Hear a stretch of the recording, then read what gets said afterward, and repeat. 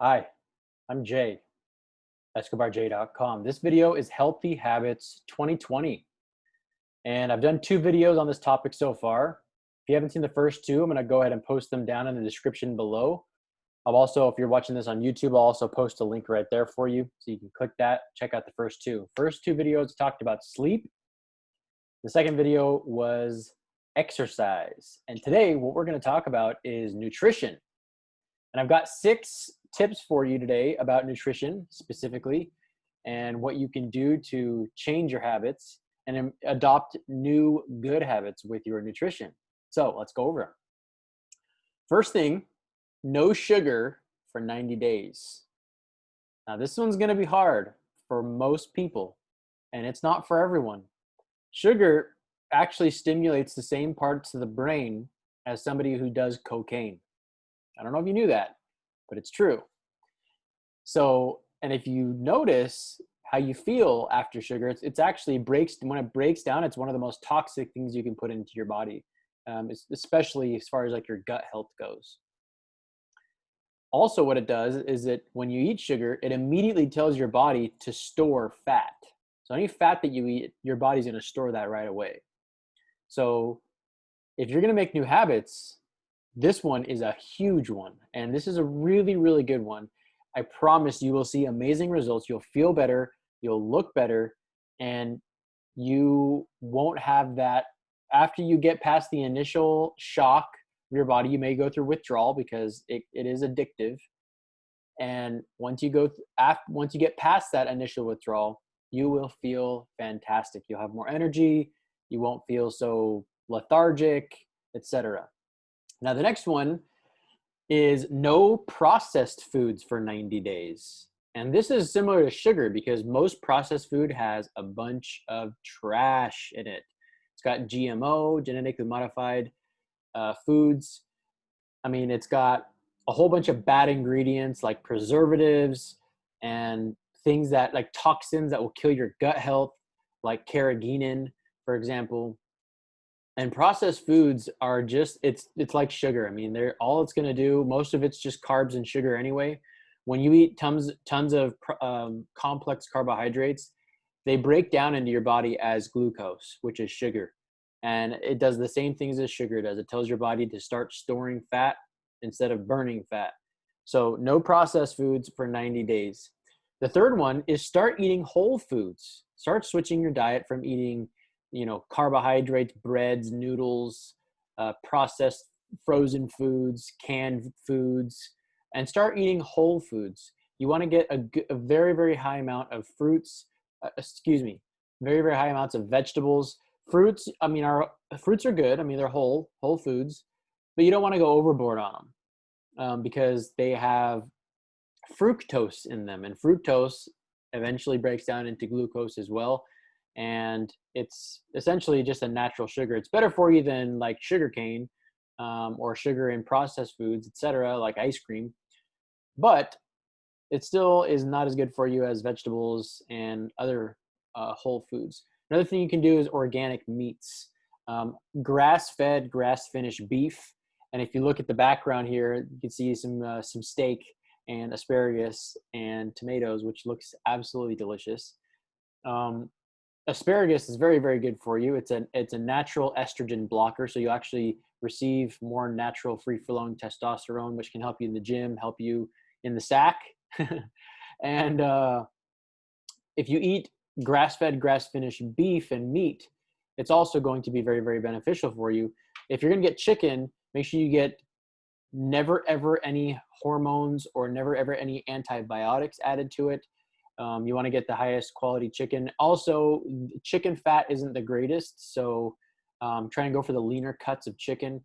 If you're going to do bison's very, very lean. You're going to do seafood, you can do salmons, fish, things like that, squid, octopus, if that's what you want, crab, etc. I personally don't like seafood at all, so I stay away from that. But if you are a seafood enthusiast, hey, go for it. It's great for you. Lots of omega-3s in it. And those are the types of foods you want to be eating, whole foods. Obviously, vegetables are amazing for you. Anything that's green is going to be fantastic for you. And a lot of people have a hard time just eating those types of things. So what I found is you can get different types of sauces that are low carb, low sugar. Like there's a brand called Primal Kitchen who makes a bunch of really good low carb, low sugar sauces that you can put some on your salads or put on chicken and put on different types of things. They also make a avocado oil based ranch dressing. It's actually really, really good. And you can put that on your greens like salads, spinach. I eat a lot of spinach. I eat a lot of broccoli, cauliflower. I eat a lot of green peppers, onions. If you like mushrooms, do that. I do cilantro. You know, all those types of things are going to be fantastic for you. Anything that's green is going to be great for you. The next tip is to try the keto diet for 90 days. The keto diet, if you don't know what it is, I will post a link in the description. I've done several videos on the keto diet. It is a low carb, low sugar, high fat, moderate protein diet, and it will completely transform your body, and it will put your body into hyper fat burning mode in a state called ketosis. And basically it switches. What that means, kind of like switching your car from using unleaded fuel to using premium fuel. That's what it does. It burns more efficiently in your car, obviously, if you're using premium fuel. And it's the same thing with the state of ketosis. So try the keto diet for 90 days. I promise you will feel better. It's not just about losing weight. Your cognitive functions will be a lot better. You will sleep better. You will wake up easier. You won't feel groggy. You never get that 2 o'clock like food coma feeling where you're just like, man, I'm just so tired right now. You just feel fantastic. It's kind of like having a bunch of motivational speakers millions of motivational speakers flooding through your body all the time, and you have a ton of energy. The next thing is something in conjunction with the keto diet, and that's intermittent fasting. If you do intermittent fasting in conjunction with the keto diet, as well as my last video, I talked about exercise, doing that, all three of those together, that is the key to success in losing weight. If you have a problem with a gut, if you have a problem with losing weight, if you have love handles, whatever it is, I promise you, those three things, intermittent fasting, the keto diet, and exercise consistently over the course of time, give it 6 months of doing that every day. I promise you will see fantastic results. I lost 75 pounds in 8 months doing that. So intermittent fasting is fantastic. I've done several videos on intermittent fasting as well. You can check those out. And then last, this is going to be a hard one for a lot of people too.